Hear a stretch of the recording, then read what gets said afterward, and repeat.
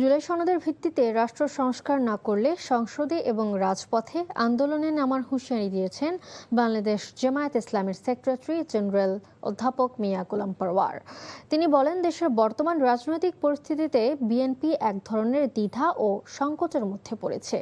সংস্কার প্রশ্নে তাদের অবস্থান এখন অস্পষ্ট হয়ে গেছে।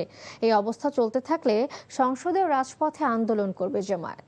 দুপুরে ঝালকাঠি শহরের একটি কমিউনিটি সেন্টারে জেলা জামায়াত আয়োজিত রোকন সম্মেলনে তিনি এসব কথা বলেন। আগামী স্থানীয় সরকার নির্বাচন অবাধ, সুষ্ঠু ও নিরপেক্ষ না হলে দেশে রাজনৈতিক অস্থিরতা আরও বাড়বে বলেও জানান তিনি। দেশে তাহলে সংকটটা কি? সংকট হচ্ছে একদিকে বিএনপি বলছে আমরা জুলাই সনদ অক্ষরে মানি, আমরা বলছি না তোমরা মানো না, তোমাদের মানতে হবে। এই জন্য এই সংস্কার পরিষদ করো, বৈঠক ডাকো, সংশোধন করো, তা না হলে আমরা সংসদে এবং রাজপথে আমাদের আন্দোলন চলবে।